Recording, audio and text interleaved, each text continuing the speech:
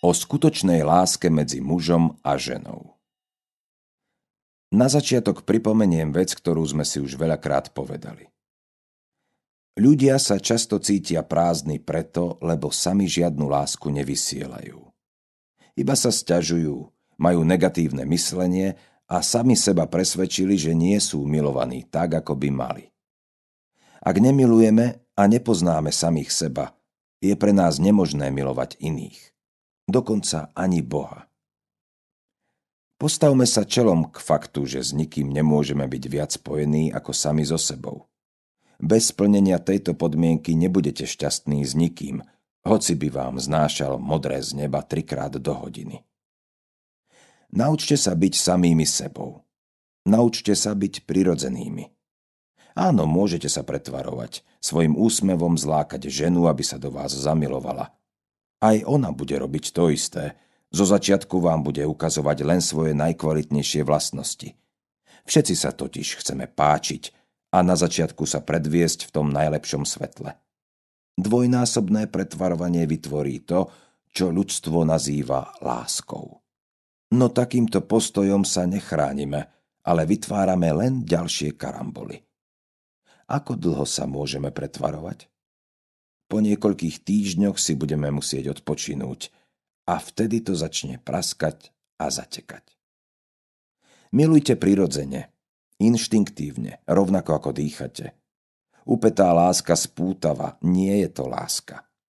Nezačínajte vzťah tým, že budete niečo vyžadovať, inak si hneď na samom začiatku zatvárate dvere. Nič neočakávajte. Prestaňte súdiť a klásť na lásku akékoľvek podmienky či nároky. Ak sa vám niečoho dostane, buďte vďační. Od nikoho nikdy neočakávajte dokonalosť. Budete čakať aj tak iba na naplnenie vášho osobného vzorca správania, ktorý máme každý iný. Takže zabudnite na to, že niekedy stretnete rovnako pošáhaného, s ktorým vám to vydrží v úplnej zhode do konca života. Ak vás niekto miluje, buďte vďační, ale nič nevyžadujte, pretože ten druhý nemá žiadnu povinnosť vás milovať. Ak niekoho milujete, je to zázrak. Nechajte sa ním unášať. Milujúci človek jednoducho miluje, rovnako ako živý človek je, pije a spí. Ľudia svoje vzťahy nepestujú, a ak áno, tak ich už od začiatku rozvíjajú zle. Dôveru nahrádzajú žiarlivosťou, čo je vlastne dôkaz ich vlastných pochybností. Neposkytujú svojmu partnerovi dostatočný priestor a tým v ňom zabíjajú jeho pravé ja, ktoré sa tak či tak o svoje slovo vždy prihlási. Výsledok potláčania a neharmónie máva počase väčšinou tragický ráz. Hádky, násilie, útek, nevera, choroba, rozchod, závislosť od niečoho. Spoločný život muža a ženy v tejto dobe akoby bol mnohokrát hrou podľa tejto schémy. Mužovi sa zapáči kvetinka. Je neznáma a veľmi príťažlivá. Mimochodom, neprestávam sa čudovať, ako ľudia neustále tárajú, že ich terajší partner zaujal svojim intelektom, múdrosťou, citlivosťou a ja neviem ešte akou vlastnosťou. V skutočnosti sa v prvom momente otáčame za fyzicky príťažlivým objektom. Nesnažte sa oklamať prírodu. Čo je v danom človeku, ešte ani netušíme. Koňa zaujme poriadna kobila. Jej erdžanie ho vábi až ako druhé. Ako prvé si všíma stavbu jej tela. Vráťme sa však k očarenému mužovi, ktorý behá za kvetinkou. Je pometený, dobíja, chce ju voňať a otrhnúť. Každá žena je naučená, že musí utekať. Samozrejme, nie prirýchlo ani priďaleko. Vždy musí byť nadostrel, vábivá, príťažlivá, zvodná, akoby tak trochu miznúca z dohľadu. Len čo muž ženu dostane, situácia sa otočí. Žena naháňa vykrúcajúceho sa muža. Prečo dnes neprídeš? S kým si volal? Kto je to? Čo je na tej žene také úžasné, keď na ňu tak civíš? Sledujte manželský pár. Neprestáva ma fascinovať, ako jeden druhého berú ako samozrejmosť. Keď žena nachystá jedlo, muž nezaďakuje. Nemusí to pritom ani vysloviť, stačí to mať v očiach. Nik sa však neobťažuje s vďakou. Považuje to za samozrejmosť, veď je to jej práca. Kto vám povedal takú hlúposť? Keď manžel zarába peniaze, žena mu nikdy nepoďakuje, nepociťuje žiadnu vďačnosť, veď je to jeho úloha. Takto sme boli naučení rozmýšľať. Ako môže rásť láska? Láska potrebuje ovzdušie lásky. Láska potrebuje ovzdušie vďaky, vďačnosti. Láska potrebuje atmosféru bez požiadaviek, atmosféru bez očakávaní. Nepremýšľajte, ako lásku dostávať. Začnite ju dávať. Ak dávate, budete aj dostávať. Keď nebudete dostávať, vyschnete a srdce sa poberie za inou studňou. Alebo muža skrotíte a dožijete v neláske, premeškáte svoj život. Láska nie je obchod. Ľudia sú však naučení, ako sa niečoho zmocniť. Dávajú veľmi neochotne. Dávajú preto, aby niečo získali. Stále si kontrolujú, či dostali viac, ako dali. Potom je to výhodná kúpa, dobrý obchod a ten druhý robí to isté. Sú presvedčení, že svadba s bohatou osobou obohacuje a že sa tak stávajú rovnako obľúbenými. Ilúziu peniaze sa rovnajú láske si upravili na peniaze sa rovnajú šťastiu.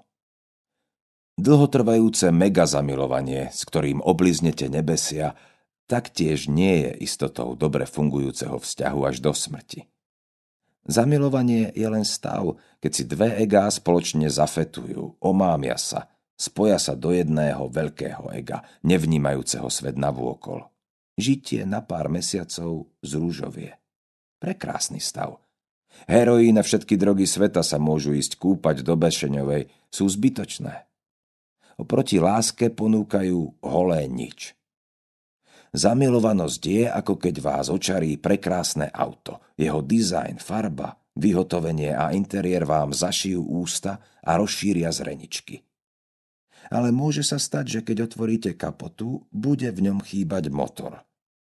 Hlavu mám napichnutú na krku. Keď ňou krútim a pozorujem svet, dospievam k bolestivému záveru, že 99% vzťahov žije bez lásky.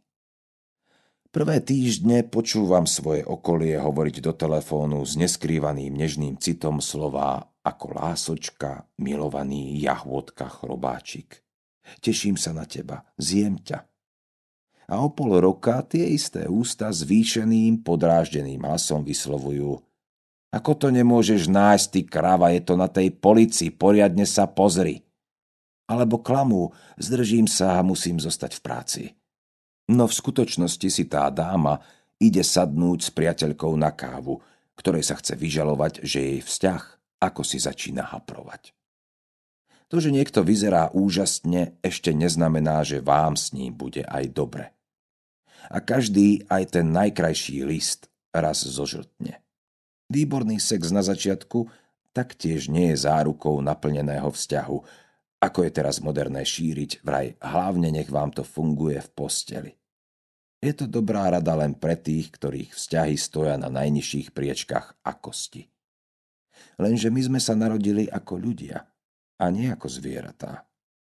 Nikto nedokáže večne súložiť 8 hodín denne, aby potom zostávajúci čas pracoval a spal. Musíte sa aj rozprávať, komunikovať, hľadať riešenia vzniknutých situácií, zjednotiť si spoločné ciele. Penis použite trebárs ako mikrofón, do ktorého mužovi poviete, čo dnes bude na obed a kam by ste si želali ísť na výlet. Určite spozornie, ale ani to ešte nie je záruka, že odpovie. Možno v telke práve dávajú finále Ligy majstrov a vtedy môžu byť spodné čakry rafinovane vypnuté. S veľkou pravdepodobnosťou vás potom partner pomiluje práve vo chvíli, keď už nebudete mať chuť a rady od kamarátky splasnú ako balón. Prečo chce ľudstvo navliekať lásku do nefungujúceho vzťahu, ktorý ju počase zabije? Do pravidiel, zásad, zákonov. Láska sa nedá spútať ničím, je to čistý cit. Láska nie je o žiarlení, vlastnení, výčitkách, posudzovaní. Láska nepodozrieva, láska nič nevnucuje, láska na silu nemení. Láska nezakazuje. Láska je ako večná rieka. Má byť šťastím pre oboch partnerov. Láska dáva priestor. Láska je sloboda. Lenže okolo mňa rinčia len okovy postavičiek spútaných vo vzťahoch, ktoré im viac berú, ako dávajú. Viete, prečo sa ľudia po opare ružových týždňov ženú okamžite do vzťahov? Lebo sú slabí a boja sa. Namiesto toho, aby prameň vlastného šťastia a radosti objavili v sebe, hľadajú ho vo svojich partneroch, v zamestnaní, peniazoch, rodičoch, sláve a v iných maskách. Sú neistí a majú strach, a tak sa vrhajú do vzťahov, v ktorých mylne cítia istotu. Neskôr začnú toho druhého obmedzovať, chcú vlastniť. Lenže to už nie je láska. Znova tu platí vzorec, ktorý som v tejto knihe napísal už neviem koľkokrát. Naplňte sa láskou. Pretvorte sa na láskavú a harmonickú bytosť. Nie je možné, aby ste si k sebe nepritiahli podobnú chodiacu oslavu života. Jedine dvaja duchovne vyspelí a nádherní ľudia môžu vytvoriť plnohodnotný vzťah plný čistej lásky. Uzdravenie môže nastať jedine v hlave. Ako by vám mohol pomôcť niekto iný? Nikto iný nemôže zničiť vaše ego. Nikto iný nemôže vyniesť váš odpad. Nik iný nemôže uskutočniť váš návrat k sebe za vás. Nie je to len o tom, že sa dozviete, ako žiť. Najprv sa musíte zbaviť všetkého, čo je vo vás falošné. To, čo pochádza zvonka. Až potom môže začať rásť to pravé. Ľudia vravia, že ich zranila láska, ale láska nikdy nikoho nezraňuje. Láska, o ktorej sa bežne hovorí, to nie je láska, ale žiadostivosť. Potreba toho druhého vlastniť. Je za tým naša ľudská chamtivosť, lebo ľudia chcú vlastniť všetko krásne. Manželia tvrdia, že milujú svoje ženy, ale ide len o ovládanie. Sú žiarliví, majetnícky, ako by mohli byť milujúci. Snažia si zo svojich manželiek vytvoriť vlastníctvo a keď sa im to podarí, strácajú záujem. Potom sa logicky vyberajú zasa na lov. Teraz, keď sa im to podarilo s jednou, idú to skúsiť na inej žene. A nezáleží na tom, či ide o telo alebo o vnútro. Manželky zasa tvrdia, že svojich partnerov milujú, ale 24 hodín denne im vytvárajú zo života peklo. Všetkými možnými spôsobmi ich degradujú na niečo nízke, nešikovné, škaredé. A keď ich dostanú pod papuču, strácajú záujem. Jasné, veď koho by priťahoval muž pod papučou? Nemá žiadnu hodnotu, už to nie je muž. Žena po polnoci píše správičku svojmu manželovi. Miláčik, som ustatá, idem spínkať, milujem ťa. A ty si kde? Odpoveď jej prišla obratom. Stojím pri bare, hneď za tebou. Ženu zraňuje už len predstava, že by sa jej manžel mohol smiať bez nej, že sa bavil s partiou v klube, dokonca s inými ženami. Ako je to možné, že bol šťastný bezo mňa? Musí byť predsa odo mňa závislý. To isté platí aj naopak. Muža zraňuje, keď sa dozvie, že jeho žena si rozumie s iným mužom. Taká nehoráznosť. Veď má na to predsa mňa. Určite s ním spáva. Idete z práce a vidíte svoju manželku sedieť v kaviarni, ako sa so smiechom na perách baví s neznámym mužom. Po večeri, ktorá vám ako inak nechutí, ste odutí. Čakáte vysvetlenie. Manželka mlčí, nič vám nepovedala. Samozrejme bojí sa, že vás zraní. Aj keď o nič nešlo, iba o pomoc kolegovi, ktorý mal chuť vysťažovať sa, lebo jeho milenka ako si chladne.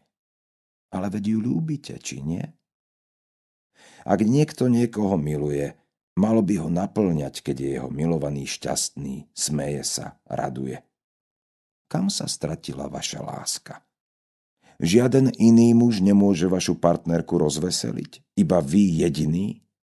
Nie je to znak vášho nízkeho duševného stavu? Vynútenej závislosti? Ste spolu, aby ste boli šťastnejší, ale deje sa pravý opak. Zdá sa, že manželia 21. storočia sú spolu len preto, aby život toho druhého bol utrápený a na nič. Zmysel lásky zostal dokonale nepochopený. Skutočná láska nevlastní. Rešpektuje toho druhého ako jedinečnú, osobitú bytosť. Netúži jej brať slobodu. Sloboda je totiž to najcennejšie, čo máme. Aj dva antické piliere, ktoré držia nad sebou obrovskú strechu, majú medzi sebou priestor. Keby sa veci diali prirodzeným spôsobom, láska medzi mužom a ženou by neustále obohacovala oboch, a to v každom smere. Žiadostivosť znamená urážku, lebo degraduje druhého na vec, tovar. Nikto nemá rád, samozrejme okrem metrixovsky zmetenej bytosti, keď je využívaný. Keď sa na neho niekto pozerá ako na predmet bežnej spotreby, ako na prostriedok na dosiahnutie akéhokoľvek cieľa. Láska je stav, ktorý máme neustále v sebe, je ako plameň. Niekedy je ledva tlejúci, inokedy plápolá. Nehľadajme lásku. Hľadajme spôsob, ako ju v sebe zapáliť. Partner nie je naša láska. Je iba palivom lásky. Nevážime si nikoho, ani seba. Dokonca si nevážime ani tých, ktorých milujeme najviac. Netušíme, ako milovať samých seba. Zidealizovali a skomercionalizovali sme lásku do tej miery, že veľa ľudí už ani netuší, aké je to byť milovaný, či niekoho milovať. Láska sa nachádza ďaleko za hranicami romantických predstav, ktoré sme si o nej vytvorili. Pravá láska je spôsob bytia, spontánnosť zrodená z bezpodmienečne otvoreného srdca. Láska nepozná vojnu, hádku, zlobu, obchod. Skutočná láska nespútava, tá iba dáva. Žiarlivosť je prejav nelásky. Nemá so skutočnou láskou nič spoločné. Raz sme sa vracali z jedného festivalu. Bola už noc, všetci v aute sme driemali, jedine basák sa bavil s bubeníkom, ako bol v detstve zamilovaný do Darinky Rolincovej. Šepkali si, smiali sa, však poznáte žargón muzikantov. Tieto slová však nemala počuť jeho frajerka, ktorá začala na celé auto bliakať, aký on je kurevník a že sa s ním rozchádza. V aute nastalo peklo. Súhlasím, tento prípad je trochu pritiahnutý za vlasy, ale všetci dobre vieme, o čom píšem. Predchádzajúce slová však platia. Skutočná láska nežiarli. Ak ste skutočne milovali, budete svojmu bývalému partnerovi želať aj nový vzťah, novú partnerku, pretože ak tam bola láska, budete chcieť tomu človeku len dobre, bez ohľadu na to, čo z toho získate vy. Nie je možné, aby ste nemilovali svoje bývalé frajerky. Ak to tak nie je, nevysielali ste k nim čistú lásku. Ďalšou rozšírenou ilúziou je predstava, že opakom lásky medzi mužom a ženou je nenávisť. Človek, ktorý nenávidí, iba ukazuje, že stále ešte miluje. Láska mu zhorkla, ale stále jej tam ešte smietka je. Skutočným opakom lásky je strach, ktorý sa prejavuje úzkosťou.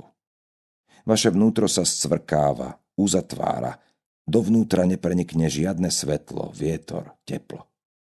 Človek prepadne depresii, nič ho nedokáže nakopnúť. Strach je hrob, láska je chrám. V strachu začínate koketovať so smrťou. Ale prečo by sme sa mali báť, keď môžeme tancovať? Majte strach zo svojej žiarlivosti, z majetníctva, zo žiadostivosti, závislosti. Ale otázka strachu z lásky neprichádza do úvahy. Láska je svetlo. A tam, kde je svetlo, nemôže existovať temnota. Prosím vás, nečítajte z tejto knihy nič manželovi. Sleduje svoj tenis, nerozumie tomu vášmu vesmíru a láske. Nie to ešte, aby ste mu dali tento šlabikár nebodaj na silu prečítať so slovami: muž, toto nás môže zachrániť, toto nám môže pomôcť, takto by to malo byť. Nechajte ho. On má svoje udice, teletext, typovacie papieriky, svoje hory. Raz za týždeň s kamošmi volejbal a potom pivo.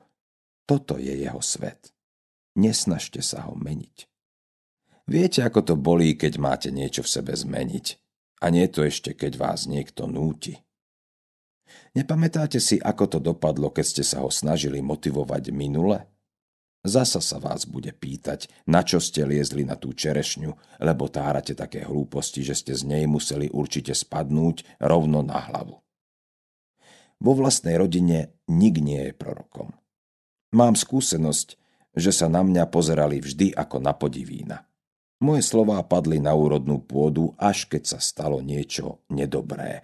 Teda keď sa niekomu rúcal vzťah, alebo prišla ťažká choroba. Dovtedy som trpezlivo mlčal a prijal podobu čudného. Píše mi veľa ľudí, že im je tento model skutočnej lásky medzi dvomi ľudskými bytosťami veľmi sympatický, ale že nenachádzajú pochopenie v druhej polovičke. Je to tak. Väčšina problémov, ak nie všetky, s ktorými prichádzajú ľudia k terapeutom, sú záležitosti lásky a vzťahov. Priznám sa, nepoznám na Slovensku žiaden pár, ktorý by bol zložený z dvoch takto krásne vystavaných čistých bytostí, o akých píšem. Je to hudba prichádzajúcich dní. Starý svet bude musieť odísť aj so svojimi chorobami. Dva kamienky nikdy nevytvoria štrk. Vidím svet o 100 rokov, keď tu budú žiť vysokotónové bytosti, ktoré sa budú nesmierne milovať a ich vzťah bude neustále v stave vytvárania vzťahu. Keď sa nebudú klamať, že už jeden druhého dobre poznajú. Ľudia tejto doby sa totiž tak radi vystatujú, ako dobre poznajú svojich partnerov. Zabúdajú, že živé bytosti sa vyvíjajú. Každým dňom na ne pôsobí stovka vplyvov. Obývacia stena vo vašom byte je stále rovnaká, ale vaša žena, ktorá prišla z práce domov, je úplne iná, ako bola včera. Dajte si tú námahu a do konca života sa študujte, spoznávajte, lebo v skutočnosti to nik nerobí, pri najlepšom len niekoľko ľudí. Rozprávajte a objavujte sa navzájom, kým bude vaša cesta spoločná.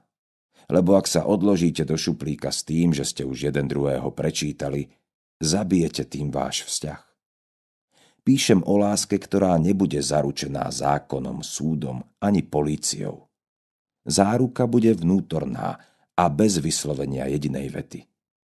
Bude vychádzať zo srdca, z duše, pravdovravnosti, čistoty, úprimnosti, zo šťastia dvoch ľudí, ktorí budú sami o sebe silnými. Nebude sa treba trmácať na úrad. Keď je prítomná úprimná láska, nie je potrebné manželstvo. Ale na druhej strane, ak to budem brať tak, že momentálne žijeme v dobe, keď sa učíme cez vzťahy, je asi celá naša estakáda partnerského utrpenia tým prepotrebným schodíkom k vízii čistého vzťahu. Ak som veľa čerpal v Indii z Osha, a teda z Indie, odskočím si na záver kapitoly do Pakistanu k Hanifovi Kurejšimu, ktorý vyslovil tak ťažko priateľnú, ale pravdivú myšlienku. Vo výbere milencov sme neomylní, najmä ak túžime po nesprávnom človeku. Existuje akási anténa, magnet alebo inštinkt, ktorý nás núti vyhľadávať nevhodných. Ten nepravý je samozrejme na niečo ten pravý. Aby nás trestal, týral, ponižoval, ničil a, čo je zo všetkého najhoršie, aby v nás vyvolal dojem, že nie je nevhodný, ale takmer ten pravý a tak nás nechal visieť v predpeklí lásky. To predsa nedokáže každý. V žiadnom prípade však nezúfajte. Keď si vieme predstaviť vysnívaný ideál, zhmotňujeme ho tým. Myšlienka je začiatok všetkého. Ešte ako malý chalan som čítal výber z sci-fi poviedok. Jeden ruský autor v tej svojej opisoval, že vzťahy a sex ľudí v ďalšom tisícročí budú prebiehať cez debničku podobnú televízoru. A už je to tu. Deje sa to. Ale ja som sa rozhodol podporiť ideu krásneho a milujúceho sa ľudstva. Páči sa mi prirodzená forma sexu, taká, akú nám ju dal Boh. Uvedomujem si pri nej, že žijem. Najlepšie sa mi rozpráva s človekom z očí do očí. Tento druh komunikácie nemôže nahradiť žiaden technický, prelomový objav. Viem, že láska medzi mužom a ženou bude mať raz čistú podobu vo všetkých smeroch. Ak si ju nestihneme užiť v celej jej paráde v tomto živote, tvoríme ju minimálne pre deti našich detí. Čím viac práce odvedieme na sebe, o to lepšie sa nám bude žiť v budúcich životoch, keď sa sem zase vrátime. No nie je to krásna predstava?